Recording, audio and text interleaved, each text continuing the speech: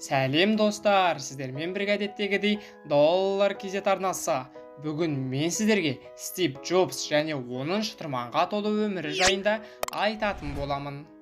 Стив Джобс американдық өнертапқыш, оның ішінде Apple брендімен күллі әлемге танымал болғанын көбіңіз білетін шығарсыздар. Алайда оның бұл кәсіпке келудегі және танымал тұлғаны шытырманға толы өмірі жайлы біліп білмеулеріңіз екіталай. Ендеше бүгін сіздерге осы жайында баяндаймын. Стив Пол Джобс 1955 жылы Калифорния штатындағы Маунтин Вью қаласында өмірге келген. Туған анасы американдық Джоан Керл Шибл болса, әкесі сириялық студент Абдулфата Джандали. Туған баласын асырауға жағдайы жетпеген ата-ана Стивті алаңсыз ауқатты отбасында тәрбиеленсін деп бөгде адамдарға береді. Яғни Джобс асыранды бала. Стивтің талабы мен дарыны кішкентай кезінен-ақ байқалады. Ол оқушы кезінен электроникаға қатты қызығып, кез келген құрылғыны бөлшектеп, қайта жинауға қатты қызыққан. Тіпті оның парталас досы да дәл осы қызығушылықтың иесі болып шықты. Оның да аты жөні Стив Возняк. Бірақ сол сәтте екі дос болашақта бірге жаңалық ашар әріптес боларын білген жоқ. Стив мектепті тәмамдаған соң 17 жасқа келген ұлдарына ата-анасы бар жиған тергенімен қымбат колледжге оқуға түсіреді. Бірақ жарты жыл өтер өтпестен Стивтің ол оқуға деген ынтасы төмендейді. Алып жүрген осы білімі өзіне қаншалықты керек екенін түсінбей, ой сарсаңына түсе бастайды. Осылайша көңілі мен қалауы басқа бағытқа еріксіз ауа береді. Сан түрлі оймен арпалысып жүрген Стив күндердің күнінде нақты шешімге келеді. Мен бұл колледжді тастасам да болашағым жаман болып құлдырап кетпейтін шығар. Ата-анамның қаржысын желге ұшырғандай болмайын. Бұл менің ең дұрыс әрі өзгермейтін шешімім деген тұжырымға келеді. Міне Стив осылайша оқудан кетті. Біраз қиындықтарды да көреді. Студент болмаған соң оның жатақханада да өз орны болмады. Сөйтіп ол достарының бөлмесінде еденде ұйықтап жүрді. Ал күндіз Кока-Коланың бос шөлмегін өткізіп тиын тебен табатын. Күн көрісі қиын болғанына қарамастан Стив Джобс сол уақытта Калифорния өнерін үйрену курсына жазылған еді.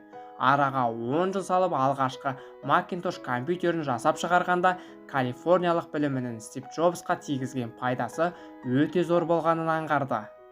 Ал ендігі кезекте алпауыт Apple компаниясы өмірге қалай келді? 1976 жылы Стив Джобс, Стив Возняк және Рональд Уэйн 3 ноян бірлесе жүріп Apple компаниясын құрады. Қалай дейсіздер ғой? Алғашқы қадамдар былай басталады. Hewlett Packard компаниясы сияқты Apple да тұңғыш рет өмірге есігін гаражда ашқан болатын. Әкесі Стивтің бар қалауын орындайтын, қалаған ісімен айналысуға бар мүмкіндікті қарастыратын. Сол себепті де ол ұлына өз гаражын түбегейлі берген еді. 3 дос болса сол гаражға үлкен ағаш станок тауып әкелген. Ол компания тарихындағы алғашқы конвейер болып саналды. Болашақ компанияға алғашқы инвестицияны да еңбекқор жігіттердің өздері қойды. Джобс өзінің микроавтобусын, Возняк калькуляторын сатты. Осыдан түскен 1300 ақш долларымен қызы жұмысқа кірісті. Көп ұзамай жергілікті электроника дүкені оларға 50 компьютерге тапсырыс берді. 3 жігітке сол уақытта бұл өте үлкен тапсырыс және зор жауапкершілік еді. Тапсырысты қуана-қуана қабылдап алған өнертапқыштар оны жасауға ақшалары жоқ екенін кейін ойлайды. Сонан соң Стив Джобс амалсыз керек заттарды несиеге алады. Күндіз түні тынымсыз еңбектегенінің арқасында жігіттер 50 компьютерді бар жоғы 10 күннің ішінде жинап шығады. Мұндай тапсырыстар әрі қарайда жалғасын тауып, олар компьютер жасаудың шеберіне айналады. Бірақ кейін Рональд Уэйн достарына бұл жұмысының жалыққанын, тіпті өзіне ұнамайтынын жеткізеді. Сөйтеді де компаниядағы өз үлесін екеуіне $800 сатып кетіп қалады. Сол уақыттарда Америкадағы танымал кәсіпкер Том Валентайн ол екеуін тағы бір белгілі капиталист Армас Калифпен таныстырады. Армас болса талапты жігіттердің ісіне қолдау білдіруге дайын екенін жеткізіп, бизнес жоспар құруға көмектесіп қана қоймай, компанияға $92,000 құяды және несие желісін ашуға қол ұшын созады. Міне осындай бірлескен күштің арқасында көп ұзамай Apple компьютер жасаушы танымал компанияға айналып шыға келеді. Ал небары 20 жасында ата-анасының гаражында досы екеуі Apple'дың негізін қалаған Стив Джобстың есімі Америкадағы миллиардердің тізіміне енеді. Стив Джобстың өмірдегі тоқырау кезеңі. Бәрі тамаша еді. 1985 жылы болатын. Стив Джобс компания басшыларымен кеңес отырысында сөзге келіп, соны нағыз қақтығысқа айналады. Осыдан соң Стивтің өзі негізін қалаған компаниядағы мансабына нүкте қоюына тура келеді. Бұл жағдай Джобс үшін өте ауыр соққы болды. Мені жұмыстан шығарып жібергенде бірнеше ай бойы не істерімді білмей дал болдым. Күйзелдім, қиналдым, баз кештім де, тіпті басым ауған жаққа бір жола жоғалып кетсем ба деп те ойладым. Бірақ есімді жидым. Өмірде кездескен әр сәтсіздік менің келесі баспалдаққа аттар қадамым, жаңа мүмкіндігім деп түйдім деген тұжырымға келеді. Шынында да ол қандай қиындыққа тап келсе де мойымады. Керісінше өзін дәлелдеу мақсатында және армандар үшін басын тік көтеріп іске кіріседі. Сол бір ниетінен жігерленген Стив Джобс Next деп аталатын су жаңа компаниясының негізін салды. Жаһанды жаңартқан үшінші алма, армандар орындалады. Арада тағы да бірнеше жылдар өтті.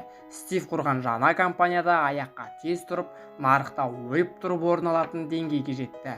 Әрине, бұл да тағы Стивтің алға қойған мақсатынан, тайынбайтын қайтпас қайсарлығынан, тәжірибесі мен білімінің арқасында еді. 1997 жылы өз іргетасын қалаған Apple компаниясына атқарушы директор ретінде қайта оралады. Компанияға Стивтің өзі келген соң Apple әрі қарай дамып, ғаламтор технологиялары жағынан дүние жүзі бойынша ең алып, ең үздік компанияға айналады. Өзінің жаңа ноутбуктары және iPhone смартфондары және iPad планшеттері арқылы әйгілі болады. Осылайша Apple компаниясы Гиннес рекордтар кітабына ойып тұрып орын алады. Достар, сіздермен бірге болған Доллар KZ арнасы. Видеоны лайк басып, каналға тіркеліп қолдау көрсетіп қойыңыздар. Әр қазақ бай қуатты болсын.